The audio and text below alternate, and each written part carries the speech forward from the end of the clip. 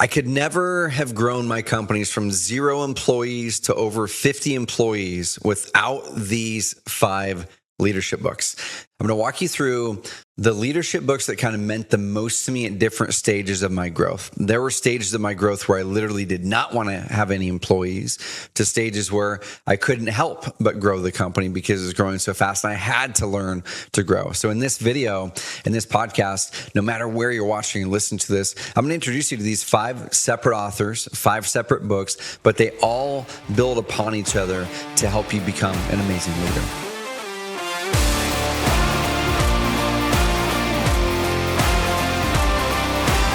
So the very first book, and before I talk about the first book, I'm going to talk about kind of leadership mindset, okay? Before we even think about leading others and this stack of 5 books I'm going to go into, we have to first think about how do we lead ourselves? And so before I ever really dove in or even thought I needed to dive in to read leadership books, I honestly thought I was a good leader already because I was one of the people in my peer groups or at home or wherever it would be that in general would be a leader in that scenario. You know, I think people in general at school or on my sports teams or even in my small businesses at that time, or even my family would consider me a leader. And so I think I had a delusion that I didn't need to read or study up on how to become a better leader. But the reality was I didn't have the need in my business that would force me to show the weak spots, the weaknesses that I had as a leader of other people to where I needed to step in to be a better leader. So I've got another video for you that walks you through the books on mindset and the books that help me lead myself better in a whole separate video. So check that out on my YouTube channel or here in the Entrepreneur Freedom Formula podcast. Keep an eye out for it. If it's not out yet, it will be out shortly as of the time I'm recording this live. But once I started to become a better leader of myself and adopted better habits and better mindset defaults and really how to grow a strong mindset, then my vision, my identity grew. I grew to a spot where I'm like, man, I really want to build something better. I want to build something that has more impact. As my identity grew, my ambitions grew in many parts of my life, the need to have other people come along with me to make those ambitions and visions reality became more and more important. No longer could I avoid or say, man, I don't want to have employees. That was a limiting belief that I was sitting in a blanket of comfort in my solo entrepreneur businesses the previous 3, 4, 5 years where I didn't need employees. But my new, bigger vision required me to get over that. So in 2012, I joined my first mastermind. And my first mastermind, I'm going to introduce you to some concepts, not on leadership, more on how do I manage myself in separate video from some concepts from Dan Sullivan, one of my most favorite resources and coaches that I've ever worked with in the past. I've never met Dan, but I've read all of his material, watched tons of his videos, and took his coaching program for about a year. And so I grew through that phase there. Started Carrot. By 2016, we had, let's say, a dozen employees. We were crossing over $1 million a year in revenue. And it was growing fast at that point, doubling or tripling year over year. And it didn't seem to have any signs of stopping. And I knew that I couldn't do it alone. I knew that we needed to grow some more people. So I hired my first leadership coach. That leadership coach is an amazing leadership coach, and he introduced me to this book right here. Okay, his name is Mark Zurbach. He was my leadership coach from 2016 for probably the next 2 years or so. And he said, you need to start reading some John Maxwell. And the very first book he wanted me to dive into was Developing the Leader Within You. Up to that point, I didn't think I needed leadership books. All I needed were marketing books and sales books. So that's what I focused on. I read all those marketing books. If you want to know my top 6 marketing books to help me drive over $40 million in revenue, go check out that video or that podcast episode as well. But this was huge. So a few key concepts from Developing the Leader Within You that really changed my perspective on things, okay? The first thing is John really walks through the keys to leadership. And there's one quote in here that I really love, and I'm just going to read for you really quickly. And then I'm going to walk you through the one major thing that I still take out of this book, which is the levels of leadership. But he has a quote literally on page 1. He says, "He who thinketh he leadeth, and hath no one following him, is only taking a walk." Okay? Leadership is influence. That's it. Nothing more, nothing less. And then he reads off that proverb. And that got me thinking. I said, okay, leadership isn't always about the burden. I was just feeling the potential burden of having to lead or having to be responsible for all these team members. What I started to think of going, okay, what if I created a vision so powerful and a vision so strong that others wanted to follow that vision? We could make something amazing happen together. What if my lack of leadership skills is actually holding back so many people in the world to have a better life because I was afraid of stepping into it? And so I recognized, I'm like, okay, I need a vision that's so exciting, that's so compelling that other people want to follow me. Okay, that's what a true leader has. If people aren't walking with you, then you're just going on a walk. But then he introduces the levels of leadership. And the reason this was important is because I knew I wasn't at ground zero on leadership. I knew I wasn't devoid of all leadership quality, but I also knew I wasn't an amazing leader. So what works in my brain is I like to see levels. I want to see, where am I? Like, where am I going? And then where am I on that continuum? And so you guys can Google it if you want to, or go buy this book, but he has 5 levels of leadership. The first level is position, where you're a leader because someone puts you in that position. It's the entry level of leadership. You're that person's manager, so therefore they're your leader. It's the lowest level of leadership. Okay, but the next level is permission. Okay, where you are a leader because people want to work with you, not because they're obligated to. The lowest level is by position. You're there, therefore I need to work for you. This next one is permission. The third one is production. Because of the results you've driven and the track record you have, therefore I have respect for you, therefore I want to follow you. Okay, and then the fourth one is people development. Hey, I've not only in a position, but I also now have permission because you trust me now, and I've created a track record of results, so I've produced, and you want to follow me because of that. But now level 4 is people development. You follow me because I'm developing you, because I'm making you better. The 5th level of leadership is personhood, which is where you're truly helping people improve their lives, not just get better. Guys, get this book, go through it with your team, with your leadership team. Hold this as almost your leadership Bible and grow through those levels of leadership. Then as I started to grow as a leader, I recognized where I was falling short over and over and over again. I recognized the levels of leadership and where I needed to get better. And I skated through level 1, level 2, level 3. And sometimes I was up into level 4 and every now and then branch up into level 5 for certain people. But I was faltering in many areas.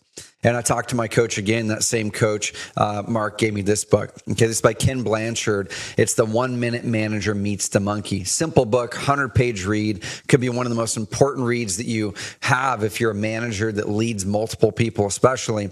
And the core concept of this book essentially is exactly what it says at the top of the book. It says, don't take on the problem if the problem isn't yours. That monkey doesn't belong to you. And this is a parable where it walks through a scenario of a manager where the manager's wore out. The manager's robbing time from family. The manager is not living the life that he wants to live because he keeps on taking the monkeys from his team members' backs. The team members have problems and challenges. They bring them to him, and he gladly solves that problem for them and says, I'll take it. That's taking the monkey.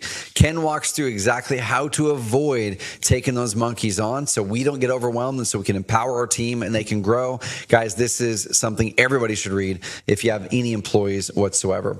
The third book on leadership is one by a U.S. Navy captain named David Marquette. And David Marquette, you can find some YouTube videos from him, but he's an amazing author. And this book is called Turn the Ship Around. Okay, Turn the Ship Around.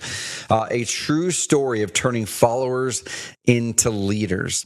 The Fortune magazine said the best how-to manual anywhere for managers on delegating, training, and driving flawless execution.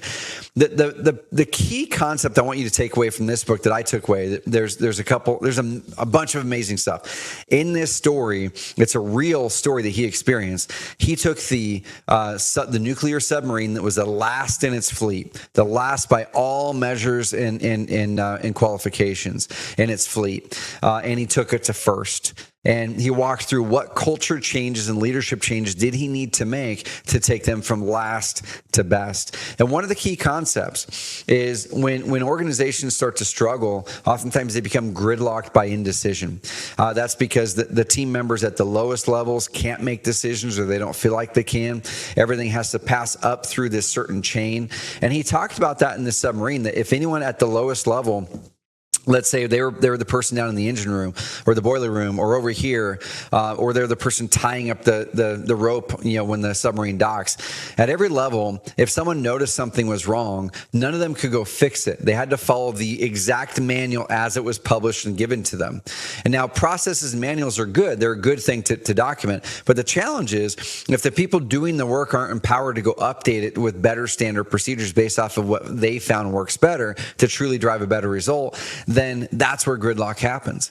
And so he talked about eliminating all that gridlock, eliminating all of the unnecessary steps to move towards decision. And there's one concept that I love from it, and I continually have to challenge myself to ask it versus solving the problem for somebody even today after having dozens and dozens of employees, is if someone brings you a problem or a challenge, ask the question of, have them bring not the problem or challenge, but have them bring what they intend to do. I've talked about the 1-3-1 principle here in the podcast. Go listen to that episode or watch that YouTube video, because that principle pairs amazingly well with that concept in the book. Don't allow your team members to bring you problems all day, because we will take the bait as leaders to solve that. Ask them, okay, what is the problem that we're lining around? Amazing. Now I want you to bring me the solutions and tell me what you intend to do. And he got everyone to switch from asking for permission to saying, I intend to do this, which gives a completely different onus of responsibility on that person bringing that thing to you, because now they're not just tossing it back in their lap. They're not giving you the monkey.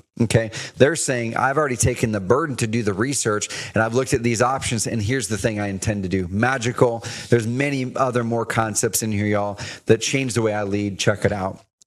The third book now, and look how these stack. The first one was, I've got to learn what are the levels of a leadership? What are the basics of how I need to grow as a leader? Let's set the baseline with John Maxwell's Developing the Leader Within You book. Then next, I was starting to lead well, but I was blocked all the time. I was getting overwhelmed. I was blocking my team and not knowing and taking the monkeys off their back. The 1-minute manager and the monkey helped relieve that. But then I wasn't interacting with my team well. I wasn't speaking about things the right way. I wasn't putting the responsibility on their shoulders to allow them to grow, turn the ship around, helps with that. So the problems I started to experience at this point now were I knew the basics of where I needed to grow and how I needed to step forward to be a better leader, but I wasn't always showing up the right way. And even today, it's still a challenge because I'm a problem solver by nature, and I still take the bait. I still take the monkeys way more than I should. And this book here, The Coaching Habit by Michael Bungay Stainer. Sorry if I butchered your name, Michael. I'm sure I did.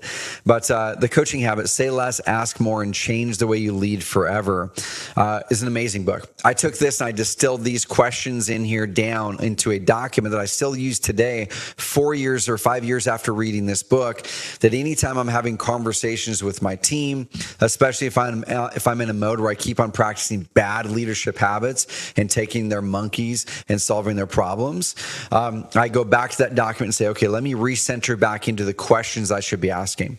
The main thing I took out of this book is it literally gives you the questions. It literally says, hey, use these questions, ask these questions if someone comes to you with a challenge.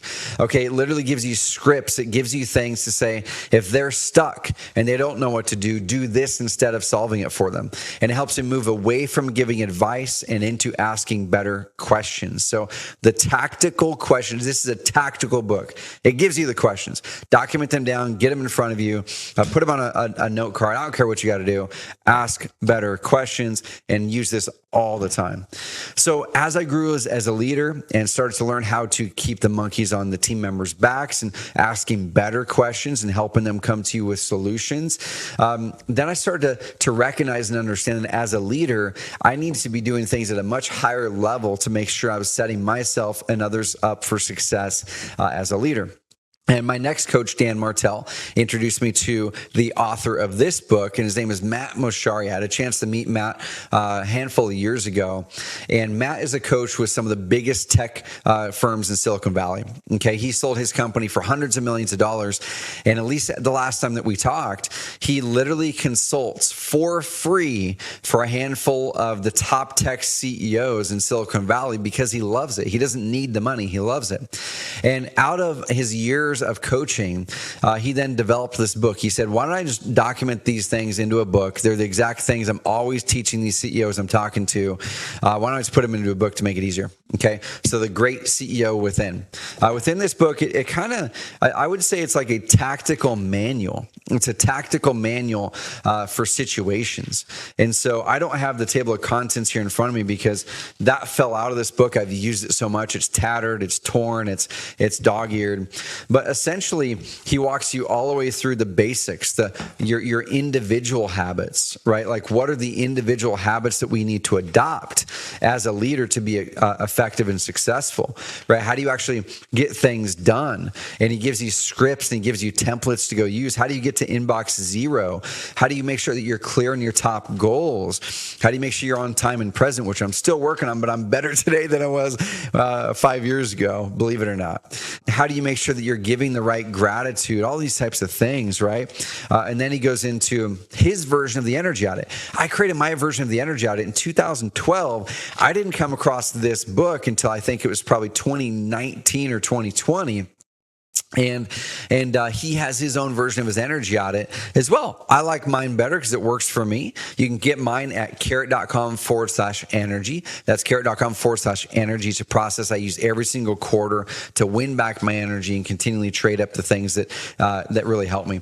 But he goes from health and well-being to how do you lead? How do you make decisions? How do you talk to your board? How do you make sure you have better transparency? How you should set up your conflict resolution process, all of the things. He just basically says, hey, here's your playbook as a CEO. All right, guys. So we'll wrap this video with this. Once again, if you wanted to learn the marketing books that helped me to over $40 million in sales, go check out that podcast episode or video. But with the leadership side of it, same thing. I could have given you 30 books probably on leadership. I've read 6 or 7 John Maxwell books. I've read all kinds of books from Ken Blanchard. I've read Who Moved My Cheese. I've read all kinds of other books. They're all amazing. If I were to lay out the 5 books in the right times of my career that made the greatest impact, it's these 5 right here. It's John Maxwell's Developing the Leader Within You. The 1 Minute Manager Meets the Monkey by Ken Blanchard. David Marquette, Turn the Ship Around.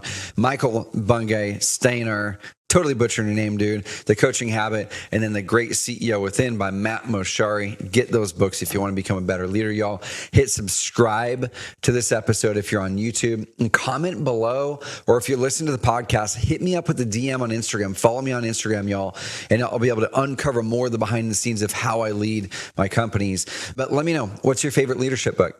What is the leadership book that helped you the most? Or if you don't have the book, what is your biggest leadership problem or challenge right now? Comment below on the YouTube video or hit me with a DM. That might turn into a future episode on the Entrepreneur Freedom Formula. All right, y'all. Have an amazing rest of the week. I want to see you go out there and lead someone better today. Who can you lead today towards a greater vision that would be insanely, insanely impactful for that person? Think about it and take action on that today.